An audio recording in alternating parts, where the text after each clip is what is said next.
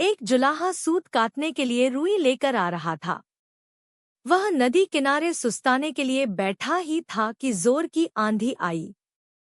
आंधी में उसकी सारी रुई उड़ गई। जुलाहा घबराया, अगर बिना रुई के घर पहुंचा तो मेरी पत्नी तो बहुत नाराज होगी। घबराहट में उसे कुछ न सूझा।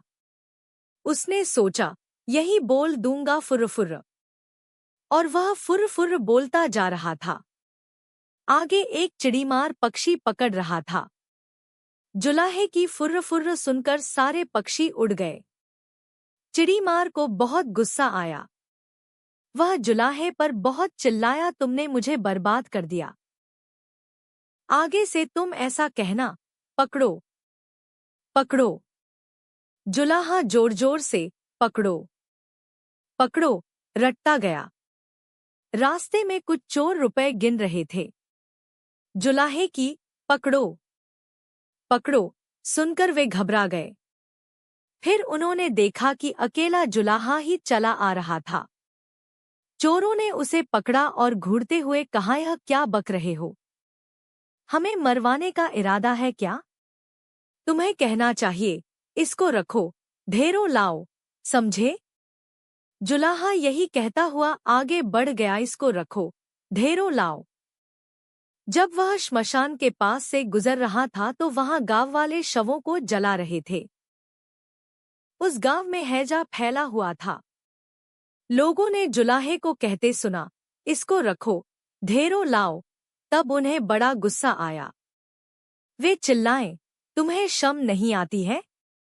हमारे गांव में इतना भारी दुख फैला है और तुम ऐसा बकते हो। तुम्हें कहना चाहिए, यह तो बड़े दुख की बात है। जुलाहा शर्म से पानी पानी हो गया।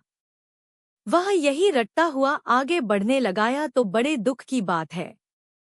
कुछ देर बाद वह एक बारात के पास से गुजरा।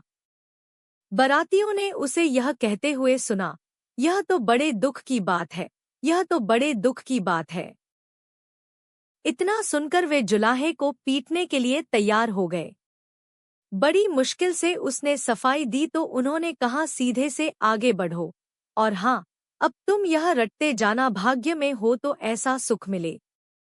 अब जुलाहा यही रटता हुआ अपनी राह चल पड़ा। चलते चलते अंधेरा हो गया। घर से निकलते समय उसकी पत्नी ने उससे यही कहा था कि जहाँ रात हो जाए वहीं सो जाना। जुलाहा थक भी गया था। वह वहां सो गया। अगले दिन जब सुबह उसके मुंह पर पानी पड़ा, तब जुलाहा हड़बड़ाकर उठा। आंखें खोली तो देखता ही रह गया, यह तो उसी का घर था।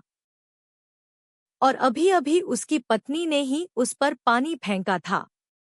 जुलाहे के मुंह से निकला, भाग्य में हो तो ऐसा सुख में।